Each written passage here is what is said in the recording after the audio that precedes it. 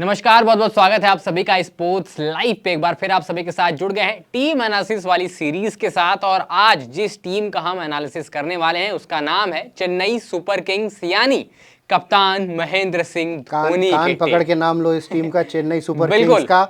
ठीक है, मतलब हाँ, हिम्मत कैसे हो जाती है हम जैसे एनालिस्ट की इस टीम का एनालिसिस करने के लिए। लेकिन अब कोई बात नहीं, अब ओखली में सर दे ही दिया है अनुभव, तो एनालिसिस कर ही लेते हैं। बिल्कुल, तो चेन्नई सुपर किंग्स आज वो टीम है जिसके बारे में हम बात करेंगे। और बिफोर द ऑक्शन क्या रिक्वायरमेंट है टीम की। और देखिए, इस टीम की सबसे खास बात, अंडर कैप खिलाड़ी लेके आते हैं और उनसे बेहतरीन परफॉर्मेंस निकलवा के टीम को फाइनल तक पहुंचाते हैं और चैंपियन बनाते हैं। और कभी कभी तो ये कमबैक भी करा देते हैं कुछ ऐसे खिलाड़ियों का जहां से उनकी उम्मीदें उस खिलाड़ी की खुद कम हो जाती हैं कि अब क्या मैं इंटरनेशनल साइड के लिए दोबारा से खेल पाऊंगा या नहीं। सबसे बड़ा एग्जांपल अजिंक्य रहाणे। और मैनेजमेंट देखिए आप टीम का। ठीक है, टीम का मैनेजमेंट कुछ ऐसा है कि 19 खिलाड़ी, ठीक है, सबसे ज्यादा जिस टीम के पास खिलाड़ी हैं इस वक्त after retention, after releasing players, सबसे ज्यादा जिस टीम के पास खिलाड़ी हैं वो हैं सीएसके, लखनऊ, आरसीबी और हैदराबाद। 19 खिलाड़ी इन चारों टीमों के पास हैं। लेकिन अगर किट्टी में पैसे देखे जाएं, 31 करोड़ रुपए, ये और एसआरएच दो ही टीमें जिनके पास 30 करोड़ से ज्यादा बड़ी किट्टी है। ठीक है, और ये जो सिर्फ जो 6 स्लॉट जो खाली हैं, 6 स्लॉट में से 3 स्लॉट ओवरसीज के खाली हैं, यानी 50% प्लेयर ये अभी भी ओवरसीज उठा सकते हैं। बिल्कुल। और सबसे बड़ी चीज सर इसमें खास बात ये रणनीति सीएसके की बड़ी पुरानी रही है, तभी ये अगर कोई एक बेहतरीन ऑलराउंडर के पीछे जाते हैं तो उसके पीछे लास्ट तक बीट करते हैं, चाहे वो कितना महंगा जाए। हमने देखा बेन स्टोक्स इतने महंगे बिके थे क्योंकि इनके पास पर्स में पैसा हमेशा होता है। बहुत कम आपने देखा होगा कि चेन्नई को बहुत ज्यादा कुछ रिक्वायरमेंट रहती है। वो balance in the IPL, after the IPL, before the IPL हर जगह बना रहता है। ज्यादा कुछ रिलीज नहीं, ज्यादा कुछ रिटेन नहीं, सब कुछ सेम लगभग बैलेंस देख लेते हैं प्लेइंग 11 की तरफ। बिल्कुल, ये वो प्लेइंग 11 है जो पिछले मुकाबले में सीएसके ने खिलाई थी, यानी फाइनल में खेली थी। हाँ, जब टीम चैंपियन बनी थी, चैंपियन प्लेइंग 11। इसमें ऋतुराज गायकवाड़, देवन कॉनवॉय, पूछने की जरूरत ही नहीं। बिल्कुल, ठीक है, ये पिछले बार भी ओपनर थे, इस बार भी यही ओपनर रहने वाले। इन्हीं को दिमाग में रखते हुए रखा जाएगा। कहीं अगर कुछ ऊपर नीचे लगता है, अजिंक्य रहाणे वहां बैठे हुए हैं, मौजूद हैं। ठीक है, अगर कहीं ओपनर में कुछ ऊपर नीचे लगता है तो बिल्कुल, ठीक है। उसके बाद शिवम दुबे, ये थोड़ा लाइनअप ऊपर नीचे होता रहता है।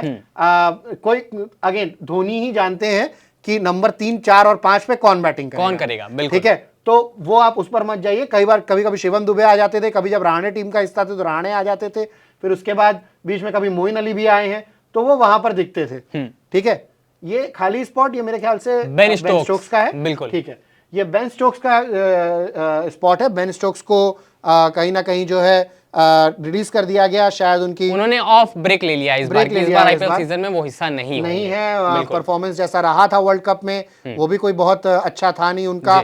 इंजरी प्रोन भी रहे हैं। पिछले सीजन में भी सिर्फ एज बैट्समैन अवेलेबल थे, बॉलिंग के लिए उन्होंने मना कर दिया था। तो ठीक है, उनका जाना ही कहीं ना कहीं सही था। लेकिन फिर ये जो है ना, ये खाली स्पॉट, ये अपॉर्चुनिटी देता है मुझे किसकी? ट्रेविस हेड की। और अगर ट्रेविस हेड इस टीम का हिस्सा बन गए तो फिर सीएसके को रोक पाना बहुत नामुमकिन ही हो जाएगा।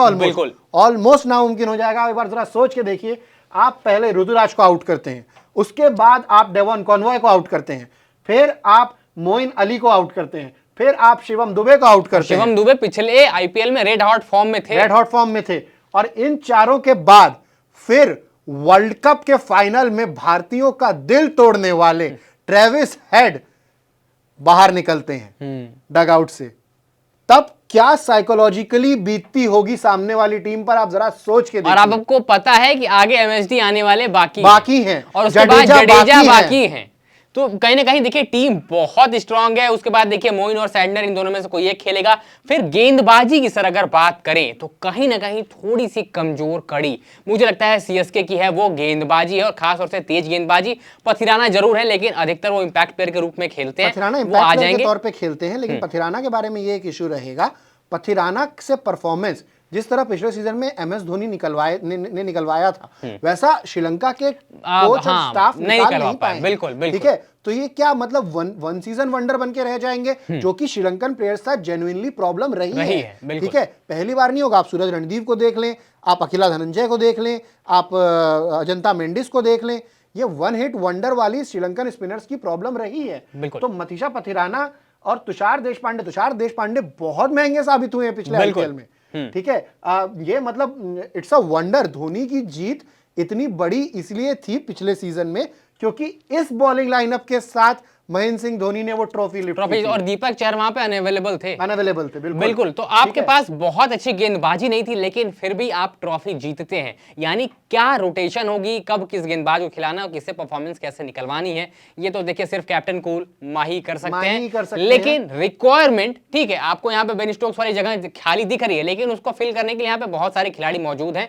आप रहाणे को ले सकते हैं, यहाँ पे शाइक रशीद आपके पास मौजूद है। मुझे लगता है वो जगह फिल हो सकती है, आपके पास उसके पास विकल्प हैं, लेकिन तेज गेंदबाजी में कोई बड़ा नाम शामिल नहीं। मेरे ख्याल से दीपक चहर की वापसी से वो जो एक डोमेस्टिक एक लोकल जो फास्ट बॉलर की कमी थी वो तो वहां पूरी हो ही जाएगी। तुषार देशपांडे की जगह वो आते दिख रहे हैं। बिल्कुल, प्रशांत सोलंकी भी कुछ मुकाबले खेल सकते हैं, मेरे ख्याल से। लेकिन ये एक तो ट्रेविस हेड के पीछे जाएंगे, दूसरा ये मेरे ख्याल से या तो स्टार्क या जॉश हेजलवुड के पीछे ये वापस मुझे जाते हुए दिख रहे हैं। जॉश हेजलवुड के पीछे दोबारा से, लेकिन मुझे बड़ा मुश्किल लगता है सर। लेकिन स्टार्क हैं, लॉकी फर्ग्यूसन वहां मौजूद हैं, टीम साउदी मौजूद हैं, काइल जेमिसन मौजूद है। काइल जेमिसन ज्यादा बेटर ऑप्शन लग रहा है। काइल जेमिसन वहां पे टीम के साथ और एक और साउथ अफ्रीका के गेंदबाज जेराल्ड कोएट्जी, वो देखिए बड़ा इंप्रेसिव रहेगा। उनको देखना है कि कौन सी टीम उनको लेके जाती है। मुझे पूरी उम्मीद है कि आपको आईपीएल के टूर्नामेंट से पहले ही एक सीएसके वर्सेस एमआई फाइट देखने को मिल जाएगी और वो होगी ऑक्शन में जेराल्ड कोएट्जी के पीछे। जेराल्ड कोएट्जी के पीछे और एक चीज और, मिच स्टार्क पे बहुत बोलियां लगने वाली हैं उस गेंदबाज पे, क्योंकि देखिए वो गेंदबाज ऐसा है, बहुत लंबे वक्त से आईपीएल का हिस्सा नहीं रहे, ब्रेक पे थे, बहुत लंबे टाइम से आईपीएल नहीं खेला उन्होंने। क्यों? क्योंकि नेशनल ड्यूटी उन पे, उसके लिए देखिए वो लगातार कहते थे कि मैं यहाँ पे घर पे रहूंगा, प्रैक्टिस करूंगा, ब्रेक लेते थे हमेशा आईपीएल, तो उसके बाद एशेज वगैरह बहुत सारी टूर्नामेंट सीरीज खेलते थे। लेकिन इस बार आईपीएल में हिस्सा वो ले रहे हैं क्योंकि उसके बाद जस्ट आपको खेलना है T20 वर्ल्ड कप, उसकी तैयारियों के लिहाज से वो उनके लिए बेहतर। तो इस बार वो भी ऑक्शन टेबल पे मौजूद, उनके लिए भी बहुत सारी टीमें बोलियां लगाएंगी क्योंकि बहुत अहम गेंदबाज हैं। तो लगभग यहाँ पे अगर आप सीएसके की टीम देखिए तो कंप्लीशन पूरी, गेंदबाज भी हैं इनके पास, लेकिन बड़े नाम की एक आवश्यकता जो इस पे ऊपर थोड़ी सी आप डिपेंडेंसी दिखा सकें। और मेरे ख्याल से ये एक विकेट कीपर भी उठाएंगे क्योंकि ठीक है at the end of the day Mahendra Singh Dhoni है तो इंसान ही, ठीक है, और एक पॉइंट के बाद कभी ना कभी उनका बल्ला उनको रखना ही पड़ेगा, उनके ग्लव्स उनको टांगने ही पड़ेंगे। हो सकता है 24 हो सकता है 24 हो सकता है 25 जब भी हो, ठीक है, एक विकेट कीपर ऑप्शन यहाँ देना होगा। बिल्कुल। और मुझे सर ऐसा लगता है सर महेंद्र सिंह धोनी देखकर जाना चाहिए। और मुझे एक चीज और लगती है सर कि इस बार शायद आपको माही सारे मुकाबले लीग वाले ना खेलते दिखे। बिल्कुल। ऋतुराज गायकवाड़ आपको कप्तानी करते हुए चेन्नई की दिखाई दे सकते हैं, ये भी एक बड़ा अहम पॉइंट है।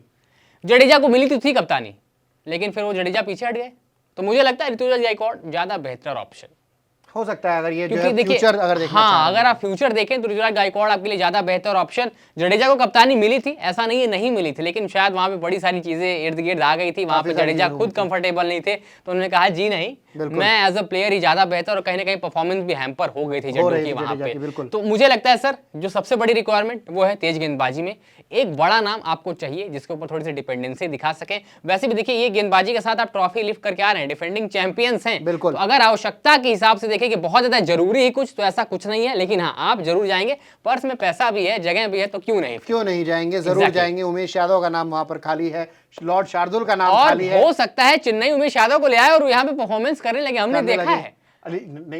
लॉर्ड शार्दुल की घर वापसी हो सकती है, हो सकता है शार्दुल आ जाए। शार्दुल ठाकुर का नाम ही चिदम्बरम एमए चिदम्बरम के उस स्टेडियम से बना था, चेपॉक स्टेडियम से ही कामयाबी की सीढ़ियों पर चढ़े थे शार्दुल ठाकुर। तो कोई बड़ी बात नहीं है कि लॉर्ड शार्दुल अपनी घर वापसी करें, ईडन के मैदान से वापस निकलकर वो हमें यहाँ चेपॉक के मैदान में वापस अपना गोल्ड और पर्पल को छोड़कर वो येलो जर्सी पहने हमें दिखे। बिल्कुल हो सकता है आपको यहाँ पे शार्दुल ठाकुर भी टीम में देखने को मिल सकते हैं। खैर इसका निर्धारण तो अब 19 तारीख को ही होने वाला है। 19 तारीख को जब ऑक्शन टेबल पे सारी फ्रेंचाइजीज अपने अपने ओनर्स के साथ, अपने कोचेस के साथ बैठेंगी, तो अब उनके ऊपर डिपेंड करता है किस खिलाड़ी पर कितनी बोली, कब तक बोली और कितनी दूर तक जाएगी वो बोली, वो तो वक्त बताएगा। लेकिन फिलहाल ये थी पूरी सीएसके की एनालिसिस। यहाँ पे आप देख सकते हैं सारे खिलाड़ी, सारे बल्लेबाज, ऑलराउंडर्स, प्लेइंग 11 जो पुरानी थी, सब कुछ तय, सब कुछ फिट है सीएसके के हिसाब से। लेकिन एक जो सबसे ज्यादा रिक्वायरमेंट हो सकती है वो है तेज गेंदबाजी में कोई एक बड़ा नाम। अब इस पर आपका क्या मानना है हमें कमेंट सेक्शन में जरूर बताइएगा। अगर आपको ये सीरीज पसंद आ रही है बिफोर द ऑक्शन, जहां पे हम सभी टीमों के एनालिसिस बारी बारी से कर रहे हैं, किस टीम की क्या रिक्वायरमेंट हो सकती है, कितना पर्स वैल्यू है, कितनी आज जो 25 खिलाड़ियों के स्लॉट भरने के लिए कितने स्लॉट अवेलेबल हैं, कितने उनमें फॉरेन प्लेयर्स की रिक्वायरमेंट है, कितने वो अवेलेबल हैं, सारी जानकारी आपको इस सीरीज में इस एनालिसिस में देखने को मिलती है। आज हमने सीएसके के बारे में बात की। अगर आप सीएसके के फैन हैं तो आपको क्या लगता है कमेंट सेक्शन में जरूर बताइएगा। वीडियो पसंद आ रही हो, ये सीरीज पसंद आ रही हो, इसे लाइक करिएगा, शेयर करिएगा और ऐसे ही तमाम स्पोर्ट्स कंटेंट के लिए सब्सक्राइब करिए हमारे channel sports live ABP live को।